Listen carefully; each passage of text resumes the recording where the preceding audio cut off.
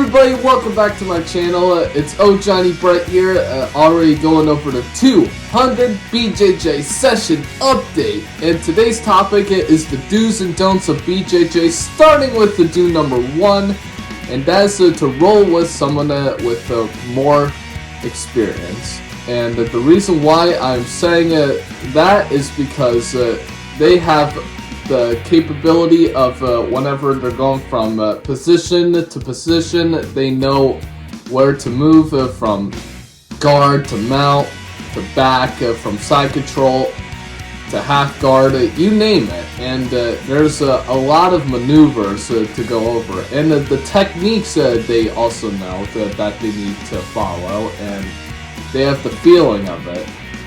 And it's important to know these kinds of maneuvers and submissions and techniques that need to be learned, is because if you don't know when you start, then you're not going to know later. So like, you got to start from one end and then you got to work your way to the other end, and that is really important to learn once you start getting into Brazilian Jiu-Jitsu or any martial art of that kind. So that's how I would say do number 1 is to roll with someone more experienced to help you. The don't number 1 is to hurt your opponents / classmates or anybody intentionally. And the reason why I'm saying that is because you want to avoid any injuries at all costs, because yeah, they're gonna happen once in a while, but like, you want to try to limit them as much as you can, because it's not gonna be like, hey, I just got this happen to me, and it's gonna hurt. And I've seen it to people where they've gotten injured, and some people had to end their career, and then some people had to take like a really long hiatus from the art, and that could be in any art. And you just gotta really watch out on how these submissions / positions need to be followed, because you have to really watch yourself, and you don't want to hurt anyone, because that's gonna make you feel like a bad uke. And what an uke is to describe someone as like your training partner or your classmate or anybody like that. And that's like a Japanese term saying teammate. And you have to learn saying, hey, how could I be a good uke? Like, and a good uke is like, hey, try to be a good uke by going from one place to another, but controlled, and to be more technical. And that's why I say try not to hurt your opponents intentionally, because then it will make you feel like a bad uke. So that's why I say that is at most the don't number 1. Okay, so for do number 2, kind of goes back to do number 1 a little bit, but on this side, it's to roll with someone that you could improve your techniques on. And the reason being why I'm saying that is because whenever you roll with someone more advanced and they know what moves it is, they have the feeling of that submission that you're putting on them, like the techniques from, you could say like, hey, I'm trying to do an arm bar, and if you're doing this on someone else that doesn't have the experience, you're gonna have to teach them how to learn how to feel the submission being put on you. And I've learned the hard way of like, hey, don't let your arm go out too far, otherwise you could hyperextend your elbow, and sometimes it does hurt, and you don't want to break your elbow, of course, because if you break your elbow, then that's going to be hard. And even in competition, people sometimes will want to fight the arm bar, and then they want to keep going, and then finally it's like, and then sometimes it hurts so bad that you have to tap out. And that's why you have to say, hey, whenever it's on there, just tap out, because if you keep going and keep going, you're gonna get hurt. So make sure to tap out whenever you have a submission on tight. and that's immediately saying why you should roll with someone more advanced, because it will help you learn how to put on that move correctly. Okay, so for don't number 2 is to go really highly competitive, unless it's for tournament prep. And the reason being why I'm saying that is because most students, and I'm talking mostly like white belts and sometimes even blue belts even, they tend to spaz out sometimes where they don't have control, and then they lose that grip, and then the other guy's gonna win because they have more control. And that's why you have to learn the hard way, not to spaz out or go highly competitive, because then you're gonna lose that position. Now, I mean, unless you had tournament prep, you also don't want to spaz out either, but you can go aggressive for tournament prep, because you want to have that feeling of, hey, I want to be aggressive to go from one place to another really fast. That's how I would say don't number 2 is don't go highly competitive unless you're doing a tournament prep. Okay, so for do number 3, you definitely want to ask questions about improvements on techniques, because your coach is going to look at you saying like, hey, from this position to this position, and I'm gonna give you one for example. So like, let's say you were going for like a basic guard pass. One thing that your coach is gonna tell you is whenever you're guard passing, and make sure you have all your weight compressed onto your other opponent's chest. And the reason why that is important is because whenever you have all the weight being pushed on the chest and the head to the other side, is because once you're still on one side and you have like this bad habit of trying to going from one place to another, like you pass the knee and then you stay on one side, they're gonna do a 12-9 and like they're gonna twist into you and then they're just gonna take you down. And it's happened to me before, and it's happened to other people, so that's why it's very important whenever you're doing like a guard pass or whatever to make sure they have all the weight distributed on you, so that way they're not able to escape, like I just said, 12-9.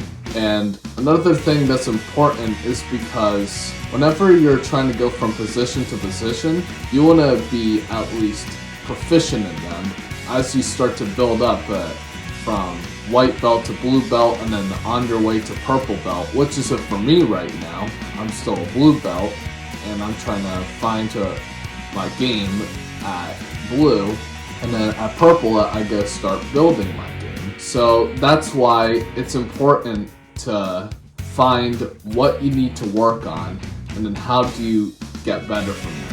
And that's why it's important to ask questions to improve techniques, or comments if anything is really necessary to ask from there.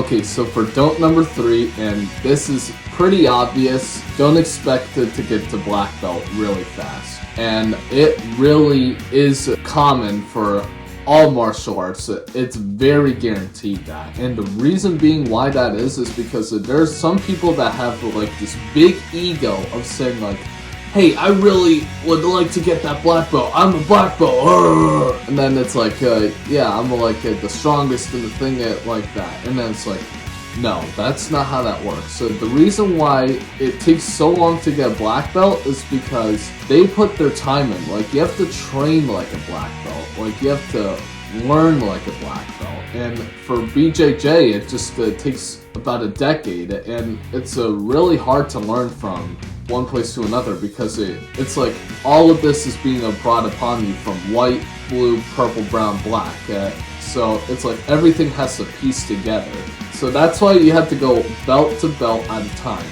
And that's why sometimes it's hard to go from belt to belt. And that's where most people tend to quit, because they're saying it's too hard, because they feel like they plateau.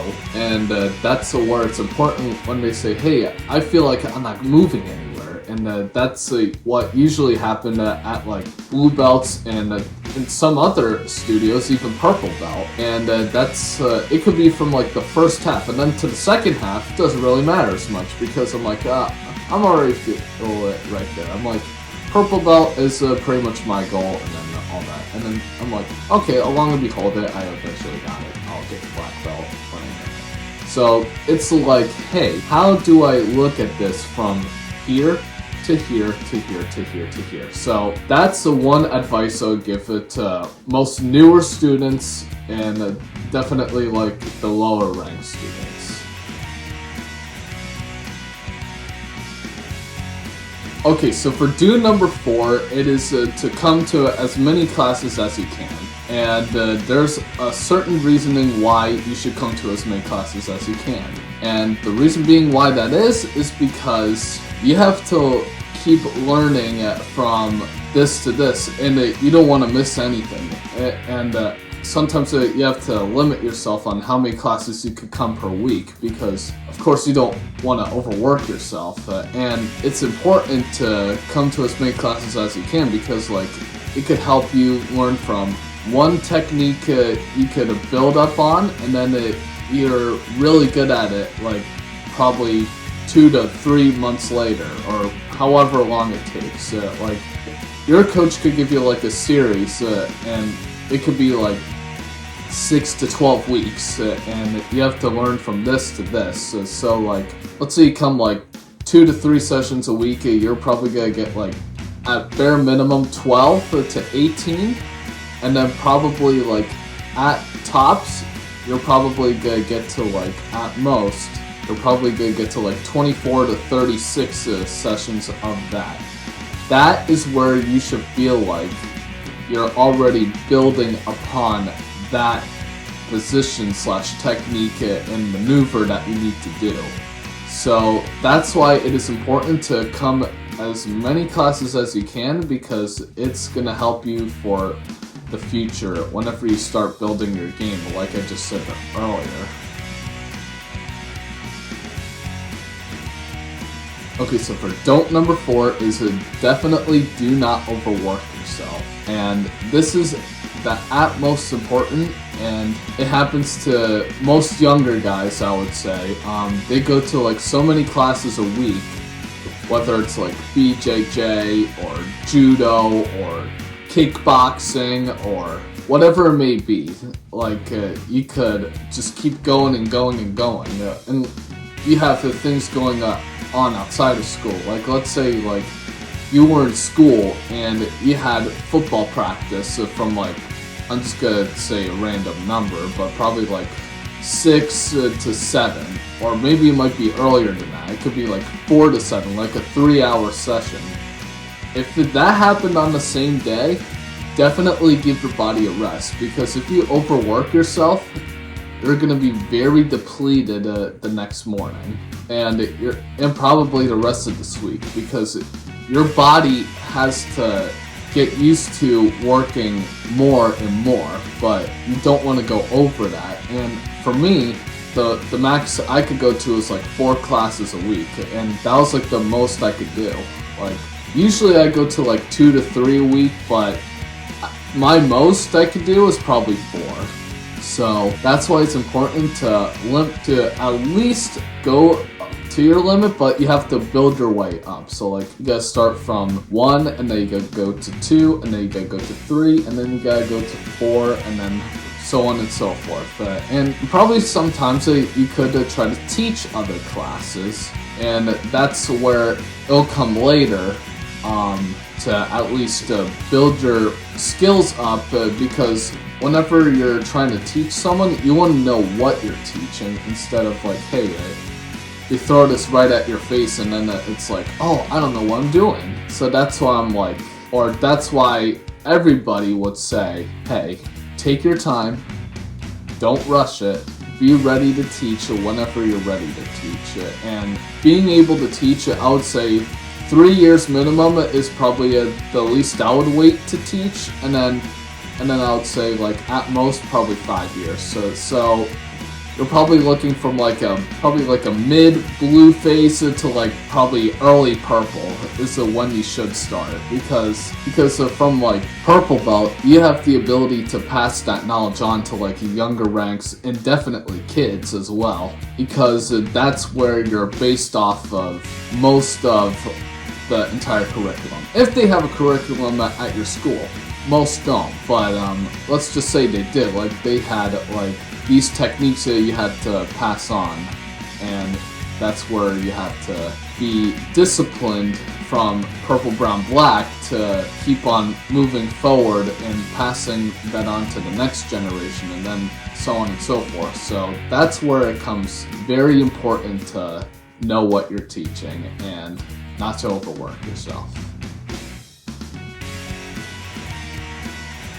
Okay, for do number 5, it is a more complex kind of do, but I'm gonna say it anyway because that's where it should be like for more experienced people, like people that have been doing it longer, and that is to cross-train studios in a timely manner. And the reason why I'm saying that is because you want to at least take a year to know your home base coaches slash teammates, classmates, or whatever. So that's why it's important to cross-train in a timely manner, because you don't want to go jump really quick, because then it's like, hey, oh, I don't get to see you much, so where do you go from here to here? So that's why I'm saying, not to say like, hey, it's bad to cross-train, but it's more like, hey, I think you should wait first to get to know who you're rolling with, and then once you're ready to go forward, that's when you should feel ready to cross-train more. For don't number 5, and it kind of goes the same thing with cross-training, but you don't want to cross-train too early. And the reason why you don't want to cross-train too early is, like I said before, you want to get to know who you're training with, and get to know the people who you roll with, who you get along with, and who really suits you whenever you're rolling. And the reason why I'm saying being suited by is because it's important to know how to go from one person to another person, and then later on it could go from like school to school, and then it could be like under affiliation, and probably doesn't have to be under affiliation. Like BJJ should be like brotherhood and sisterhood. Like, hey, we're on the same team, even though in competition we're opponents, but we're still united as one because we're all in that same martial art. So that's where it's important to not cross-train early and to get to know them first. Okay, so for do number 6 is definitely important, definitely for your health whenever you're exercising, when and wherever, and that is to drink plenty of water. And it is so important whenever you're rolling it, is because whenever you do like 60 minutes, 90 minutes, or even if you do like a back-to-back session, which takes like 3 hours, which I've done once, you're gonna need a lot of water. And sometimes you have to go from like a small water bottle to like one of those like big liter bottles, which take a lot in that. And it's so important to do that, because if you don't drink enough water, you're going to dehydrate. That is why it is important to drink a lot of water whenever, wherever you need it. And for don't number 6, it is not to drink way too much water, and make sure you don't dehydrate yourself, which is not enough water. And that is a really bad habit, because if you overhydrate yourself, then in the middle of class, you're probably going to have to ask to use the bathroom in the middle of class. And I mean, which is still okay, but you want to save it for after class, of course, because you don't want to miss anything.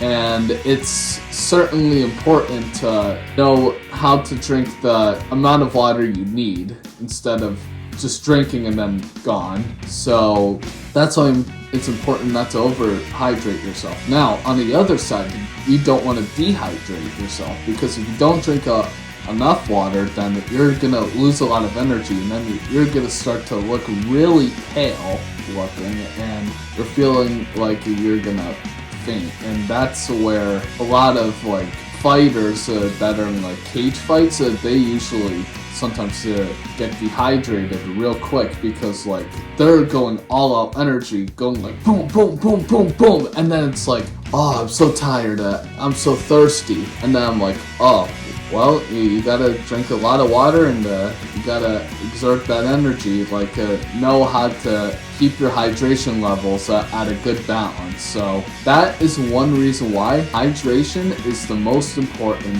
whenever it comes to exercising. For do number 7, it is to cut weight in a timely manner. And the reason why I'm saying this is because a lot of people tend to lose weight towards the last minute, and it could be very dangerous because you're dropping that weight all at once, and you're gonna feel so depleted if you drop all that weight instead of doing it by week by week by week, like you do like 1 to 2 pounds a week, depending on how much you weigh. Sometimes you have to do more. The reason being why that is because your body fat percentage has to drop by at least half to 1% a week if you're trying to lose weight. So like, let's pretend you were like 200 pounds and you plan to go to like, let's say 150, and you had to do 50 pounds and it takes you about 6 months to a year. So you would have to do like 1 to 2, and then it keeps going and then going and then going and then going, and then until you reach 150, then it's over. I mean, unless you were going to like a competition or whatever, which let's say you went to like grappling industries and you wanted to go to like 145, and I was supposed to do that a few weeks ago, but I didn't because I've had a recent injury that I've had. So I decided that I wanted to go to 145, and I was at about 170 at about the time that I decided to lose that weight for the competition, which was back in June. And I decided to do like 1 to 3 pounds a week, and I went from like 168.5, I believe, and I went from like 148.5, and that was 19 pounds that I lost, and then I put a few pounds on back because I decided I didn't want to go to a competition, because it's not worth getting hurt again, like at a competition, because in competitions they're not going to care, like you're not going to be wearing braces and stuff, so you have to learn how to know when the right time is. So that's why I had to withdraw from that and wait for the next one, which I don't know when that is, but I'll do it at some time. So really, I'm not much of a competitor, but all I could say is once the next competition comes up, I could say, hey, I'm already now at blue belt, and I want to see what it feels like to have the experience at blue belt competition, and then just like do that, that's it, and then probably just do the next belt, that's it, the next belt, that's it, next belt, and then completely done, because that's like blue, purple, brown, black, and then that's it. Because like at black belt, you're pretty much not going to go anywhere whenever it comes to that, because I mean, unless you were trying to go to like Worlds, or you're trying to go to like ADCC or whatever, then that's a different story. So, and that's like the top of the top. Like they trained like decades to go into ADCC. So that's how you have to learn how to put that time in to go for that, and to learn how to cooperate with the time to compete. Okay, so for don't number 7, it's don't cut weight too fast. And I said before, the reason why that is because whenever you're losing that much weight, you're gonna be losing weight so rapidly that you're gonna feel depleted, and you're gonna lose a lot of energy, and then at that point you're probably gonna go back up instead of going down a little bit at a time. So that's why I said before, that's why you should lose about 1 to 2 pounds per week, depending on how much you weigh, but you have to play it safe. So definitely learn how to manage your weight loss, and that's how it's going to be successful. For do number 8, it is to keep track of how many months/years you've been training. And that is really important to me, or to anybody especially, because it'll help you know either if you're ahead or if you're behind. And that's super important because like when you start, you're already from here to here, and then like later on, and it starts to become here to slowly inching up to there. So whenever you come to think about it, like whenever you're going from white belt to blue belt, the only reason you could get to blue is whenever you're like really committed, you're already learning something, and you're beginning to understand. That's where you start to move on forward. And then from blue to purple, which is like a few years for me, because I'm still going from blue to purple. What that means to me is like, hey, just keep on learning, but have a deeper understanding of the flow of movements. And that's where, like I said before, you could have your game plan to be built up. And that's where blue to purple, for me, is to know how I could build my game, and probably find it as of right now. So like blue belt could take 2 years at minimum, but it could be as most as 5 years. And I've seen it being as much as 6 years, and people can get as little as a year to go through it. So it really depends on you, on how much you learn. So that's how I would say keep track of how long you've been training, so that way you know, hey, I'm already here to here. What could I do now to get from here to here? That could be at any rank, except for Dawn ranks. For Dawn ranks, you just have to teach and then you get your degree, and that's it. So, but I'm talking from like white to blue, blue to purple, purple to brown, brown to black. And that's it to span out however many years it is. So I'd say keep track of how many months you've been a white belt, and then how many months you've been at a blue belt, how many months you've been at a purple belt, and how many months you've been at a brown belt. So if you keep track of that, that'll help you learn how to piece things together and know, hey, how could I do better and approach this in a way? So keep on learning, and that's how you're going to keep on moving forward.